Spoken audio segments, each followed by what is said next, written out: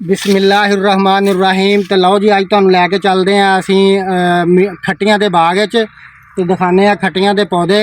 तो इस टाइम खट्टियां पौधियां ते लग चुकियां वा। इन्हां दा तुहानूं दिखाने कि इहदा साइज़ किन्ना। ते ये तकरीबन 1 महीने बाद तैयार हो जाणियां खाण वास्ते। तो यह देखो जी, तुहानूं दिखाने कि पौधे ते इस तरह फल लगा होया। ते माशाअल्लाह नवां बाग आ। तकरीबन इनू 5 तो 6 साल हो गए इस बाग नूं तैयार कीते नूं।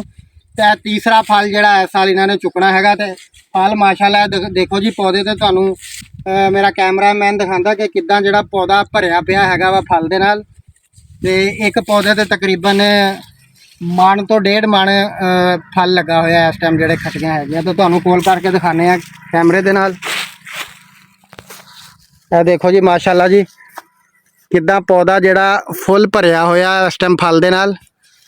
ते इहदा देखो साइज़ देखो जी माशाअल्लाह जी, बहुत ही फल है इस टाइम पौधे ते, बहुत ज़्यादा फल है। नवे पौधे है जी, नवा बाग है। तकरीबन 5 साल हो गए इस बाग नूं लाए नूं। ते तीसरा फल जिहड़ा इन्होंने देना इस साल पौधे ने। यह देखो जी माशाअल्लाह इहदी जड़ तक तुहानूं दिखाने कि किद्दां जिहड़ा फल फुल टाइम पौधे दे भरिया होया। यह देखो जी बाग दे विच तुहानूं होर पूरे बाग का विजिट कराने। तो ये अंदर जड़ा देखो जी वेलां लगियां हुई जे, ते टिंडे खरबूजे ते मतीरे, एदियां वेलां बहुत ज़्यादा लगियां हुई पूरे बाग दे विच। तकरीबन जी 6 एकड़ ते बाग आ।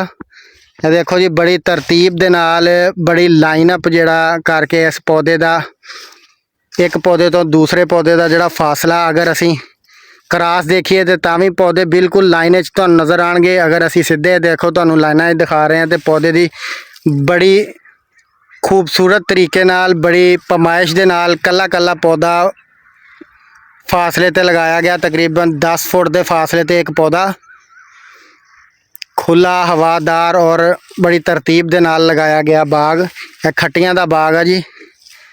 यह देखो जी माशाअल्लाह जी, अगर क्रॉस ही देखिए तो भी बिल्कुल सीधा लाइना तुहानूं नज़र आएगा पौधा। तो अगर असीं देखो तुहानूं सीधा दिखाने हैगे आ, हर चारों कोने ते दिखाण दे बावजूद भी तुहानूं बाग बिल्कुल लाइना एक सी तरतीब दे नाल नज़र आएगा पौधा। 10 फुट ते लगा होया पौधा। यह देखो जी एक दूसरे पौधे ते चलते हैं। तो देखो जी माशाअल्लाह कितना फल लगा होया, बूटे इस टाइम भरे पे फल दे नाल। ठीक 1 महीने तो बाद फल खाण वास्ते तैयार हो जाएगा। देखो जी माशाअल्लाह 4-4 5-5 दाने जड़े आ कट्ठे लगे हुए आ गुच्छे की शक्ल च। तुहानूं दिखाने थल्ले वेलां भी, ये खरबूजे दी, मतीरे दी ते टिंडे दी वेल पूरे बाग च फैली हुई है। यह देखो जी माशाअल्लाह 6 एकड़ का बाग। इस पौधे ते चलते तुहानूं दिखाने जी। यह देखो किद्दां गुच्छे की शक्ल च फल लगा होया।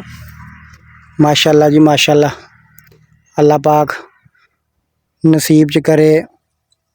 देखो जी माशाअल्लाह, इधर अगले पौधे ते चलते हैं, तुहानूं इधर दिखाने हैं फल।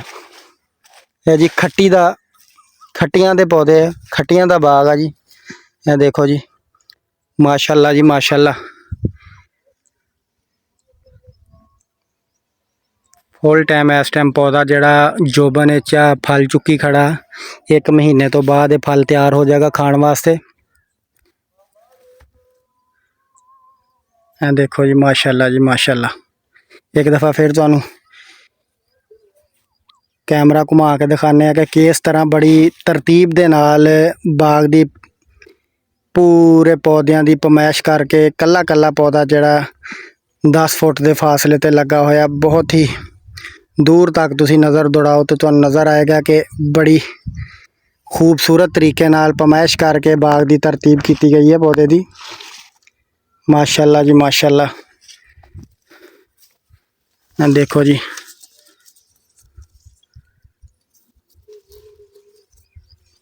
माशाअल्लाह, इधर चलते हैं जी। यह देखो जी माशाअल्लाह गुच्छे की शक्ल कितना फल लगा होया। यह आ जी खट्टियां दा बाग।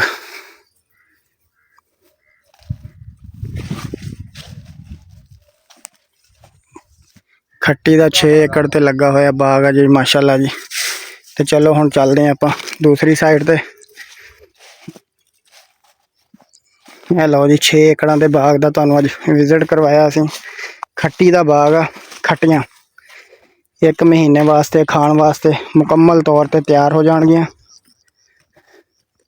ਇਹ ਦੇਖੋ ਜੀ, ਇਸ ਪੌਦੇ ਦਾ ਜਿਹੜੀ ਹਾਈਟ ਆ ਉਹ ਤਕਰੀਬਨ 4 ਫੁੱਟ ਆ, ਤੇ ਫਲ ਇਸ ਪੌਦੇ ਤੇ ਅਗਰ ਫਲ ਦੀ ਗੱਲ ਕਰੀਏ ਤਾਂ ਤਕਰੀਬਨ ਮਣ ਤੋਂ ਉੱਤੇ ਵਜ਼ਨ ਜਿਹੜਾ ਹੈ ਫਲ ਦੇਗਾ।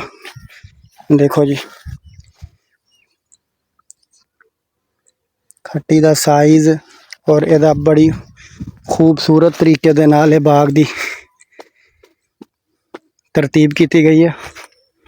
ਲਓ ਜੀ ਮਾਸ਼ਾਅੱਲਾ ਜੀ ਮਾਸ਼ਾਅੱਲਾ, 6 ਏਕੜ ਦਾ ਖੱਟੀਆਂ ਦਾ ਬਾਗ।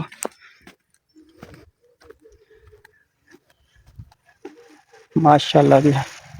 ਹੈ ਜੀ ਅੰਦਰ ਵੜਦੇ ਹੋਏ ਸਭ ਤੋਂ ਪਹਿਲਾ ਪੌਦਾ ਜੀ, ਪਹਿਲੇ ਪੌਦੇ ਤੋਂ ਤੁਹਾਨੂੰ ਦਿਖਾਣਾ ਕਿ ਕਿਸ ਤਰ੍ਹਾਂ ਮਾਸ਼ਾਅੱਲਾ ਫਲ ਲੱਗਿਆ ਹੋਇਆ ਜੀ। ਅੱਲਾਹ ਪਾਕ ਖਾਣਾ ਨਸੀਬ ਕਰੇ। ਇਹ ਇਸ ਟਾਈਮ ਅਸੀਂ ਮੌਜੂਦ ਹਾਂ ਜੀ 50 ਚੱਕ ज़िला रहीम यार खान। लो जी माशाल्लाह, अज तक इतना ही। मिलते हैं इंशाल्लाह अपनी नेक्स्ट वीडियो। तब तक इजाज़त चाहांगे। अल्लाह हाफ़िज़।